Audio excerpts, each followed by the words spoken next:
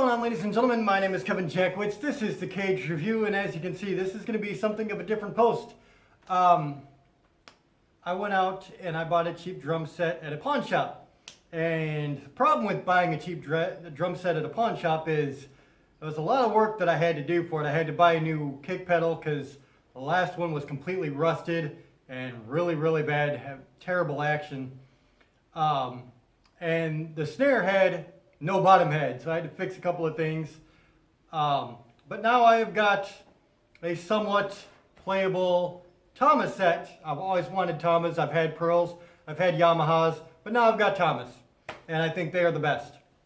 So, I thought for my first post for percussion, somebody told me once that if you're going to start anything, start it at the beginning, and so that's what I'm going to do. And I'm actually going to make this a little bit of a drum lesson for people who want to get into drums. Say you've never really played before, you've just had the itch or whatever. This is me showing you the very basics for drumming. I'm going to teach you what you can expect to get in a kit, and then kind of help you formulate your first couple of basic rhythms. So to start out, you have a 5-piece kit. Typically when you start out, traditionally it's a 5-piece. 5 pieces means 5 drums, not including the cymbals. So you have the bass drum, you have the snare drum, then you have a tom, here, here, and a floor tom. So those are your 5 drums. You'll also have a hi-hat. You'll have in this case, a crash ride. Sometimes they're just ride.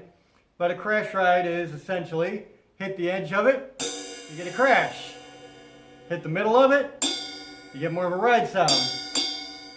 And then you have a standard crash cymbal. So that kind of makes up a 5-piece kit. I remember I was still in high school. Actually, I think it was middle school. And I went into our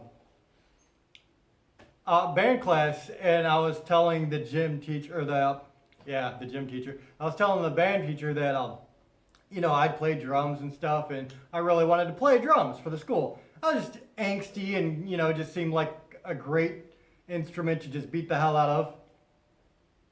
And so, of course, he learned very quickly I didn't know shit about drums, and so he started breaking down what drums is. And the first thing he told me is, if you think of drums as the backbeat for the entire band, the rhythm for the band, then your lead hand, whichever hand that is the backbeat or the lead for the rest of the drum kit, for the rest of what your body does. And so what you have to be able to do first before you can play anything really is to be able to just make this steady. And you want to keep the syncopation the same distance between hits. And it doesn't matter if it's quarter notes, eighth notes, or 16th notes. You want it to be constant. You want it to be consistent. So that way the rest of your rhythm is consistent. That way the rest of the band is consistent. And it all starts with this. And it doesn't matter if it's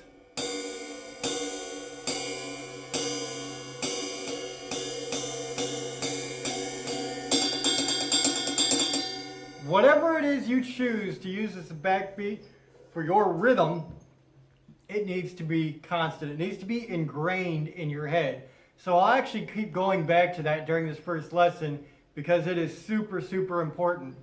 And also, you got a couple of cymbals here, so use them. You know what I mean? So your standard rhythm, your first time signature that you're going to start out with is probably 4/4, and how that breaks down is 1 and 2 and 3 and 4 and then it repeats. And so if you were to count that out, your most basic rhythm for drumming is 1 and 2 and hit the bass drum on the 2, 3 and 4 and you hit the snare drum on the 4. And so that is really your most basic rhythm that you can get. And you heard me say 1 and 2 and that's typically because the hi-hat has quarter notes. So it'll be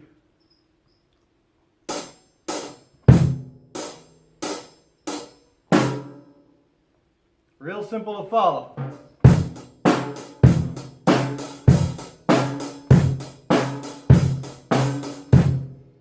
And so that is your basic rhythm.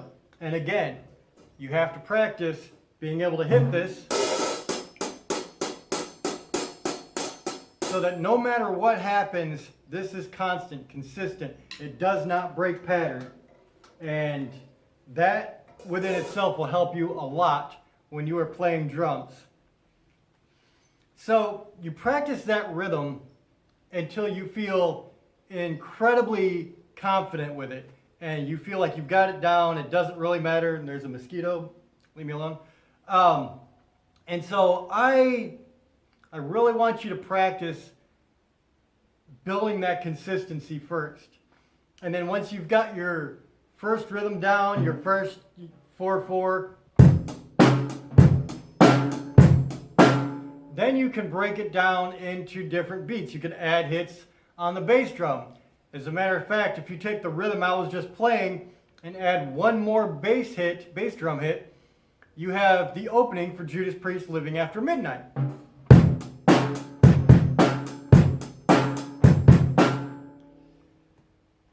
So it doesn't seem very complicated, but some people pick that up real quick. Some people really, they have a hard time with it.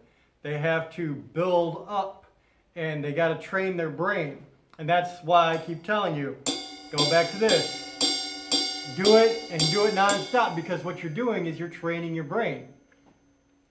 But after that, you can add extra bass hits, but you can also add extra ghost notes. Ghost notes are on the off time. So if I was to do the same thing, add a ghost note.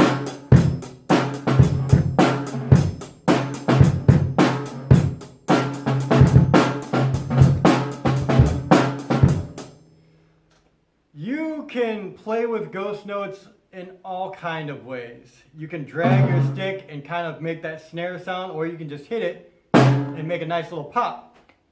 But you can also do all kind of different stuff with ghost notes.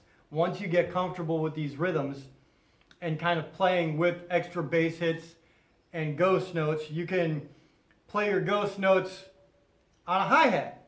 So if I came over here to the ride, I'll play my ghost notes on the hi-hat.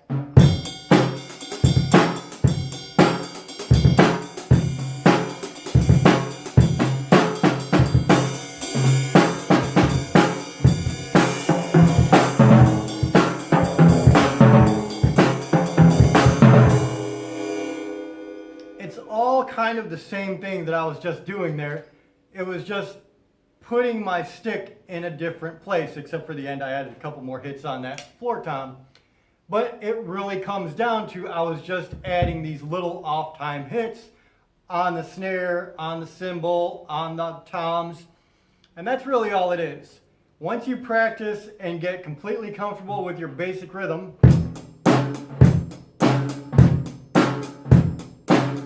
then you can kind of branch out, add your extra hits on the bass, figure out how to feel the timing for ghost notes on a snare, and then from there you can move on.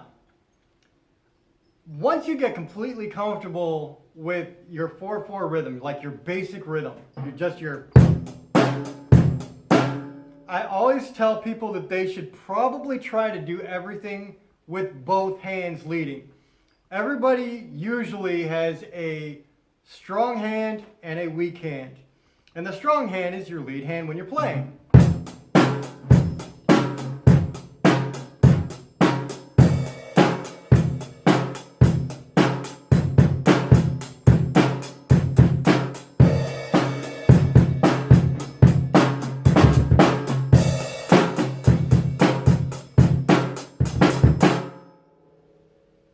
Always try to become as ambidextrous as you can when you're playing drums.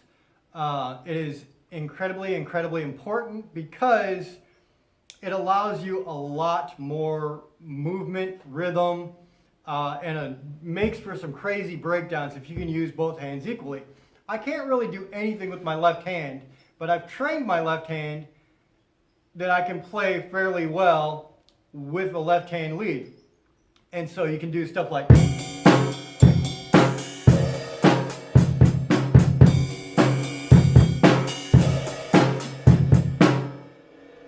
and that way you kind of get the idea that, you know, you're getting yourself ambidextrous in that way, and sometimes it does take some training. It does take practicing a lot. So there are a couple of things that I really want to get everybody to practice when they first start out as well. And these are things that you should probably take 30 minutes out of your day and practice nonstop. The first is called a flam, and it is not hard. It is literally 2 hits almost simultaneously. Or if you do it on the snare. And the reason I say flam is because if you get into stuff like, let's say, for example, Disturbed, Down with the Sickness, very popular song. There's a flam in there where you got to hit at the same time and then lead off with your left hand there. And so it is important to get the basics. The next thing is paradiddles. Paradiddles are a little bit different. They hit just like they sound. Paradiddle. And so you would hit right hand hits, left hand hits, right hand, and you complete it by hitting left hand hits, right hand hits, left hand, left hand. And so you would hit right, left, left. It's a very, very good drummer's tool. It is something that, again, is training your brain. And so just sit there, and it doesn't matter how slow you have to do it to get it right. The important thing is not speed. The important thing is getting the cadence right. So if you have to go 1 Mississippi, 2 Mississippi, 3 Mississippi, and keep going like that, if that's what you have to do, then do that. Just make sure you're hitting right and, you know, in succession here.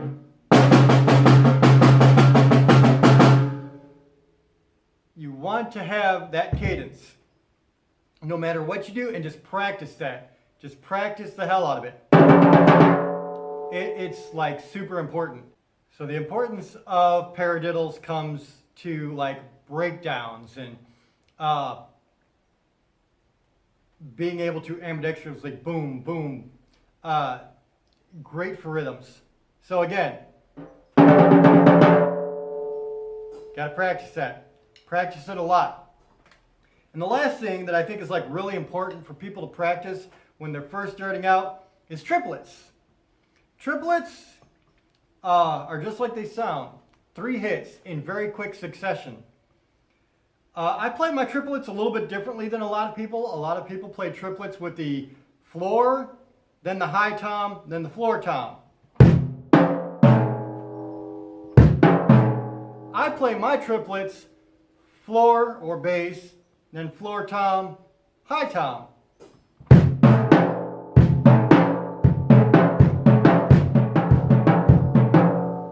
And the reason you do that is because, again, when you're talking about breakdowns, you got like, it makes some very good breakdowns when you get them right. And so practice, and again, doesn't matter how fast you start out, practice your cadence and then speed it up.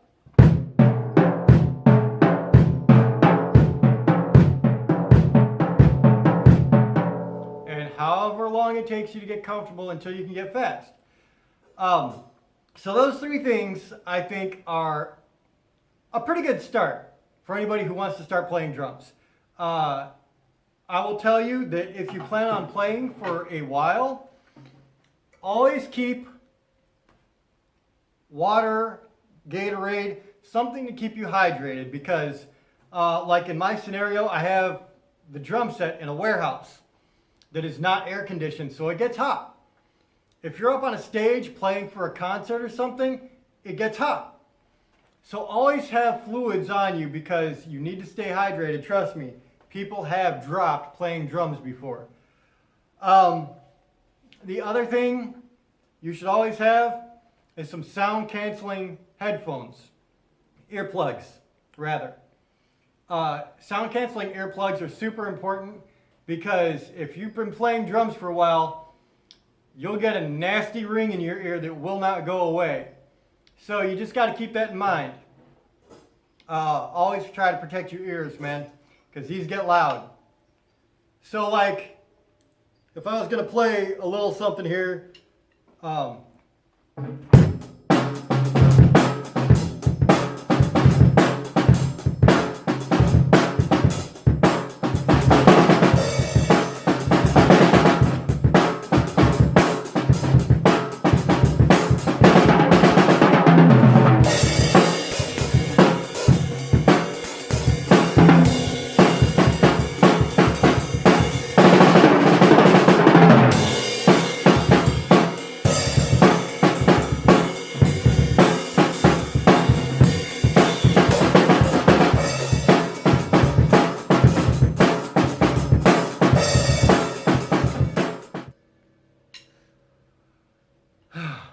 so you kind of get the idea of where we're going at here. It's really fun. I really enjoy it. Sometimes it does take practice, though. It does take learning how to figure out what goes where and when, and it's a feeling. It really is. And so I'm going to start out with my first actual post with just kind of a basic song structure anyway, just to show you what you can do with a simple beat when it's backed up with an entire band. So with that being said, I hope you enjoyed this. I hope you took something away from it. My name is Kevin Jackowitz, Kaged Nation, out.